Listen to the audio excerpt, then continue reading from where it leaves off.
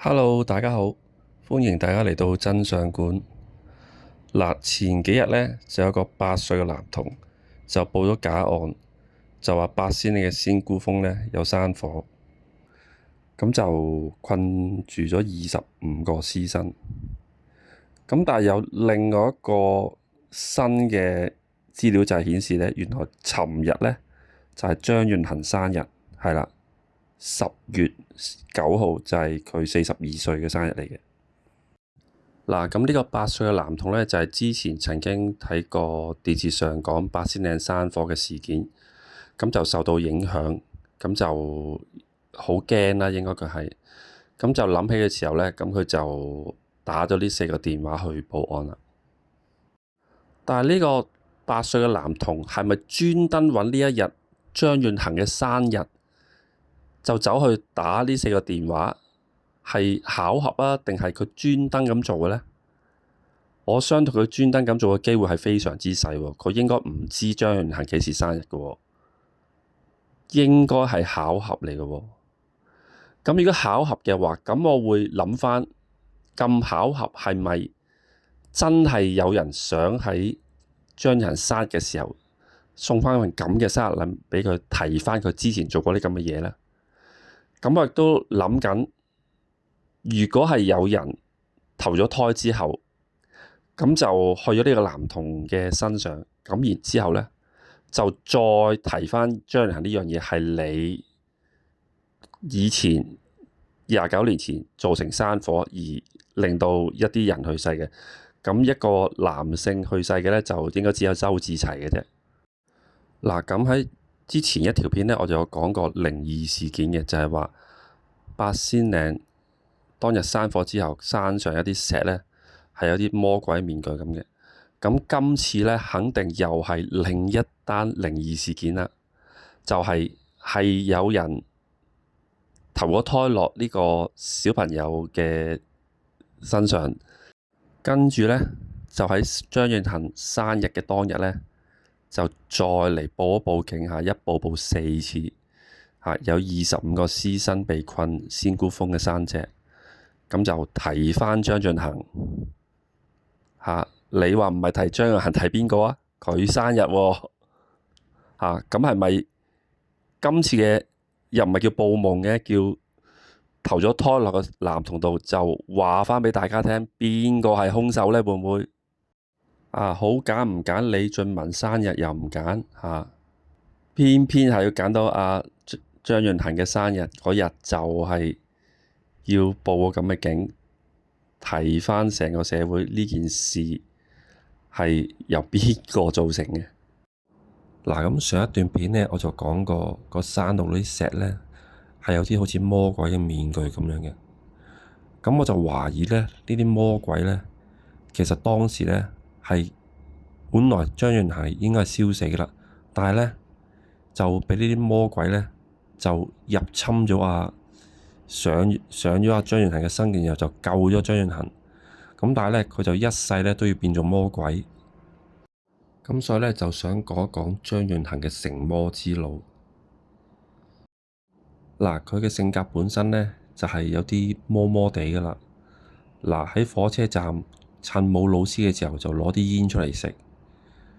咁跟住呢，行山呢，就唔應該帶啲生火工具同埋啲煙上去山度食煙咁樣嘅。咁但係呢，佢就帶埋呢啲嘢上去，咁然後呢，就攞啲煙出嚟食匿埋，等老師睇唔到嘅時候，跟住仲要分俾同學食，跟住有3、4個同學食煙，咁人多食煙，咁留下火種嘅機會呢就會再多咗，同埋有生火嘅機會大增啦。而佢亦都係有涉嫌玩火嘅情況嘅，所以呢，佢個魔性呢一早就已經顯露出嚟㗎啦。跟住大家睇下呢幅相啦，呢幅就係喺馬騮崖傍內小平原嘅一幅相。咁留意下左邊呢，應該就係當時叫返佢做藍白間啦，就係藍白間食煙嘅地方啦。而家佢個名嘅位置就係佢食煙嘅地方啦。跟住我哋睇返當時火場魔鬼面具嘅嗰啲亂石嗰啲相咯。呢啲魔鬼嘅面具呢，就咁睇起碼都有4、5個。嗱，而家暫時叫翻張一恒做藍白間先。嗱，而家佢呢個位置呢，大概就係佢跌咗落火堆嘅位置，應該喺垂危邊緣就會死噶啦。咁喺呢個時候呢，可能啲魔鬼呢就開始入侵咗佢。咁但係救咗佢嘅，但係呢，佢就一世要變做魔鬼。嗱，佢跟住救翻之後呢，喺病房度認叻喎喺度啊！呢個蘇同學提供嘅呢個資料，喺個病房度自己都燒到咁都認叻，咁搞錯真係。跟住返到學校呢，就係咁喺度講話，好彩我都有燒傷。不過你放火、玩火或者食煙呢啲嘢，你自己燒傷自己，咁就令到你就好似變咗個受害者咁樣。咁你就話好彩。自己燒傷都有啊，咁其他人唔係喎，對於其他人嚟講，仍然都係佢哋受害喎，因為你而咁，所以呢，你應該係有啲愧疚之心嘅，而唔係成日喺度話啊好彩我都有畀火燒到。跟住去到2003年呢，就入諗控告學校要佢賠償。你係始作俑者，你帶火機上山，跟住可能有食煙或者玩火咁樣，咁你竟然走去話要賠償畀你？好啦，跟住去到15年嘅台灣嘅粉塵燃燒事件，咁佢就話要去探啲傷者，咁啊畀啲支持佢。咁實際上佢嗰個面容呢，就真係唔適合咁早去探啲傷者，可能真係會嚇親啲傷者嘅。一般呢啲情況都係最初就係朋友、屋企人係啦，探望傷者先係啦，得到關心先自己嘅親人啊朋友。咁同埋張藝恆咁嘅面容呢，即係燒傷咗咁樣嘅一個情況呢，真係有機會呢嚇親啲即係傷者咁樣。咁所以呢，就佢其實唔應該去嘅，當時係唔應該咁早去啦，可以咁講。咁但係佢堅持要去，咁就令到好多人覺得佢好似係做 show 啊，喺度甚至乎可能兜生意啊，即係可能希望台灣都有人知佢有呢啲服務啊，咩 NLP 啊，乜嘢心理學家或者係咁，但係佢其實只不過係有一個心理學嘅學位嘅啫，咁但係唔算係臨床心理學家嘅。咁跟住呢，佢就接受咗李慧玲嘅訪問啦，咁就開始魔性大發啦。咁當時李慧玲就問咗一句：真相究竟重唔重要呢？佢竟然話真相畀你揾到又點啫？哇！呢啲講埋呢啲咁嘅嘢，直頭魔頭嚟嘅喎，真係。一般受害者都係會想知道真相，知道邊個兇手㗎啦。咁佢本身張元恒又係一個受害者，都應該係想知道真相，邊個兇手喎。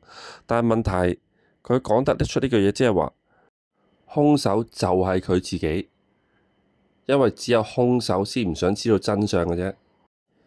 咁跟住呢，佢去到台灣嘅時候呢，喺度做啲咩呢？原來就係想去食水煎包。佢又話去探傷者，呢樣嗰樣又點又點，跟住就話好掛住啲水煎包要去食。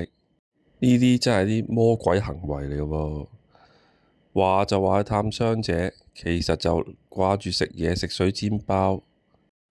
好啦，咁跟住去到而家25年啦，咁有無線嘅節目《真相猜情尋》啦，咁就方東昇都有請阿張藝恆去做訪問嘅。咁但係呢，最終呢，佢就可能知道呢，方東昇有條片，就係啲當時嘅學生呢，就話見到溫醫班嘅童軍食煙，咁溫醫班嘅童軍係得佢一個嘅啫嘛，咁即係肯定係佢噶啦。咁佢知道咗係有機會指證佢之後呢，就唔想做呢個訪問。如果你係清白嘅，咁咪畀個機會你去解釋咯。咁佢又拒絕咗個訪問喎。咁即係點啊？即係自己係兇手，就唔想上去節目度畀人指證。跟住咧就繼續都係魔性大發嚇，又或者當時係玩 Game Boy 嘅，有部 Game Boy，但係佢一路以前都冇提過話自己有玩 Game Boy，咁點會突然間有部 Game Boy 出嚟咧？分明就係講大話啦。跟住再話自己喺火車站嗰度食早餐嘅時候，就已經將啲煙分晒畀另外一個同學，就夾錢買嘅，就話唔係佢自己買。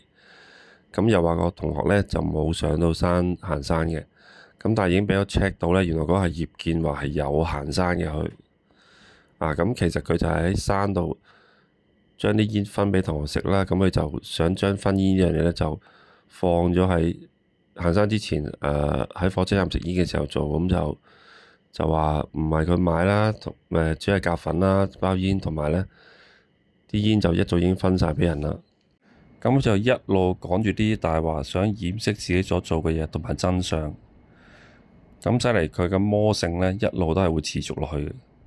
咁以上呢，都係關於藍白間嘅成魔之路。好，今日嘅分享去到呢度先，再見。